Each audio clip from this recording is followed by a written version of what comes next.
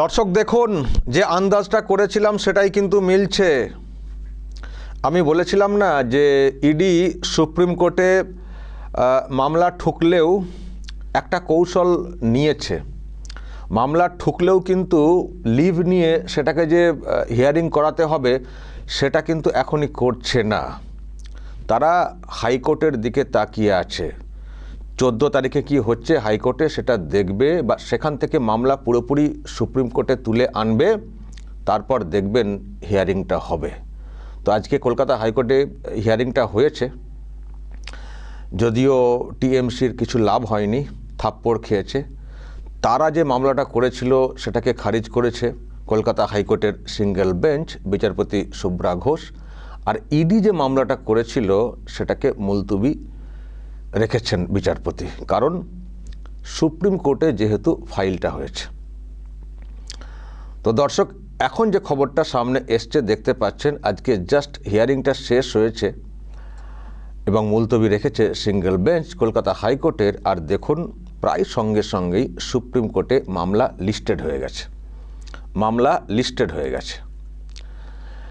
দেখুন, 15 তারিখ দেখতে পাচ্ছেন মামলা লিস্টেড হয়েছে। কোন বেঞ্চে হবে মামলা সেটাও উল্লেখ আছে। কোর্ট রুম হচ্ছে 17, জাস্টিস প্রশান্ত কুমার মিশ্র এবং জাস্টিস বিপুল এম পাঞ্চলি, এই হচ্ছে বেঞ্চ। এই বেঞ্চে আগামীকাল হিয়ারিংটা হবে। আমি বলেছিলাম যে এটা একটা কৌশল। এর আগে যদি হিয়ারিংটা করা হতো এবং যখন হিয়ারিং পর্ব চলবে তখন যদি এখানকার টিএমসির লোকেদের তরফ থেকে, মানে যারা আর কি মামলা লড়েন, তারা যদি ওখানে গিয়ে সেই হিয়ারিংয়ে বলেন, হুজুর শুনছেন 14 তারিখেই তো হিয়ারিংটা রয়েছে হাইকোর্টে, তখনটাতে একটু নজর রাখি না আমরা। দ্রুত শুনানি কোথায় আর দ্রুত হলো?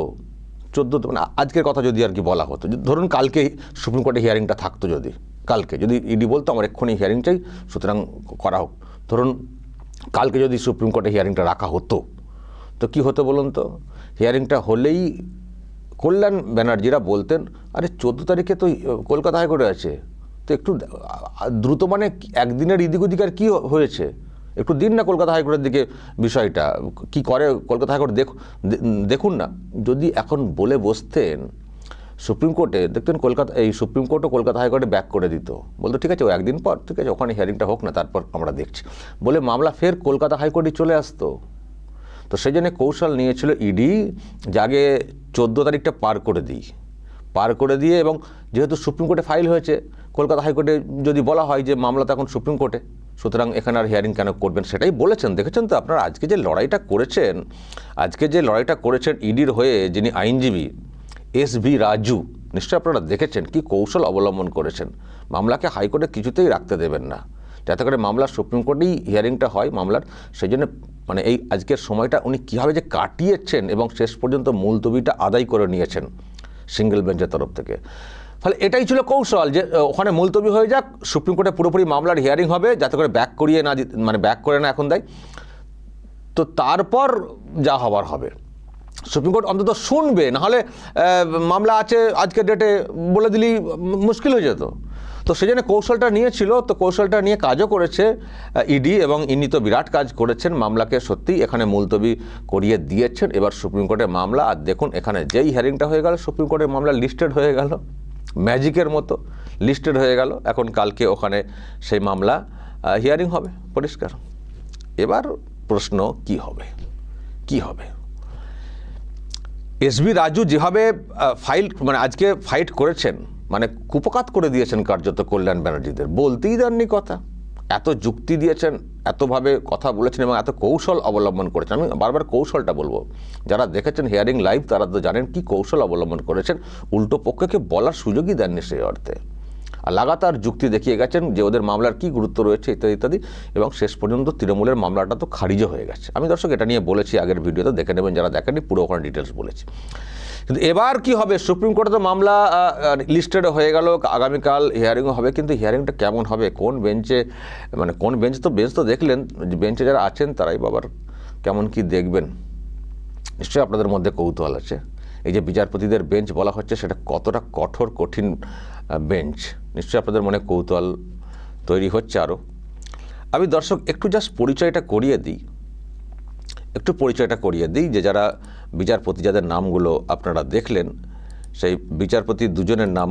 আচ্ছা, প্রথমে তো আমি দেখুন এই যে উপরের দিকে রয়েছে না জাস্টিস প্রশান্ত কুমার মিশ্র, আমি ওনার পরিচয়টা আগে করাই। এই হচ্ছেন তিনি, জাস্টিস প্রশান্ত কুমার মিশ্র। ব্যাকগ্রাউন্ডটা একটু শুনবেন। ইনার জন্ম হচ্ছে ছত্তিশগড়ে হচ্ছে ওনার জন্ম। আইনজীবী হিসেবে তো শুরু, বুঝতেই পারছেন, অনেকেই যারা এখানে আছেন না আইনজীবী হিসেবে শুরু। তো ওনার যা ব্যাকগ্রাউন্ড, যেটা থেকে একটু আপনারা আন্দাজ করতে পারেন যে কেমন হবেন উনি জাজ। যারা ওনার হিয়ারিং শোনেন তারা তো জানেন, আমি তবু যারা শোনেন না একটু পরিচিতি ঘটিয়ে রাখি। উনি ছত্তিশগড়ে, মানে ওনার জন্ম ছত্তিশগড়ে, উনি আইনি প্র্যাকটিস করেছেন।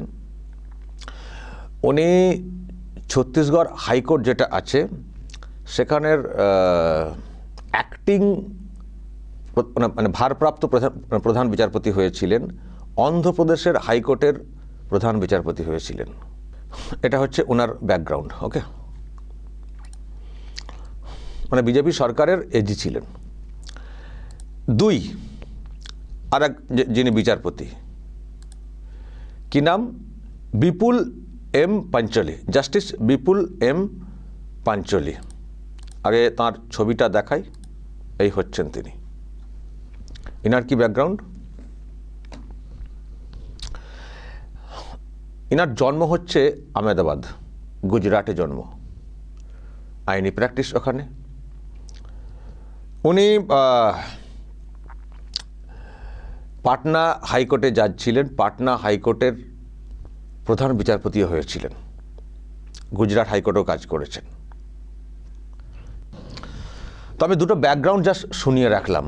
ঘুরিয়ে বলতে পারি মমতা ব্যানার্জির এই যে কেস, তার যে সংস্থা আইপ্যাক, তাদের জন্য টাফ বেঞ্চ বা টাফেস্ট বেঞ্চ বলতে পারি। আগামীকাল যে বেঞ্চ গঠন করা হয়েছে এই মামলা সংক্রান্ত, টাফ বেঞ্চ। এখানে ঘাড় ঘোরানোর কোনো জায়গা নেই। যুক্তি নিয়ে এসো, মুক্তি নিয়ে যাও। যদি যুক্তি না থাকে ভোগে যাও। পরিষ্কার একটা বেঞ্চ, যেটা আমার কোথাও মনে হচ্ছে। আর আমি যেসব ব্যাকগ্রাউন্ড জানলাম, তাহলে আশা করি ভালো কিছু হবে। এবং ইডি যেটা চাইছে, যেভাবে লুট করা হয়েছে, ফাইল ছিনতাই করা হয়েছে বা ডাকাতি করা হয়েছে, যাই বলি না কেন, এর বিরুদ্ধে সিবিআই এনকোয়ারির অর্ডার যেটা ইডি চাইছে, এবং ইডি যেভাবে ফাইটটা করছে, আমার তো মনে হয় পজিটিভ কিছু আসবে ইডির পক্ষে, এবং দিদির বিরুদ্ধে একটা কিছু হবে তদন্তের জন্য, যেটা আমরা খুবই চাই। দর্শক বলবেন যদি আপনাদের আরও কিছু বলার থাকে এই নিয়ে। কালকে নজর নিশ্চয়ই রাখবেন সুপ্রিম কোর্টের দিকে, এবং অবশ্যই আরামবাগ টিভির দিকেও নজর রাখবেন। আমরা কিন্তু সঙ্গে সঙ্গেই আপডেটটা দেব। ভালো থাকবেন এবং অবশ্যই দেখতে থাকবেন আরামবাগ টিভি।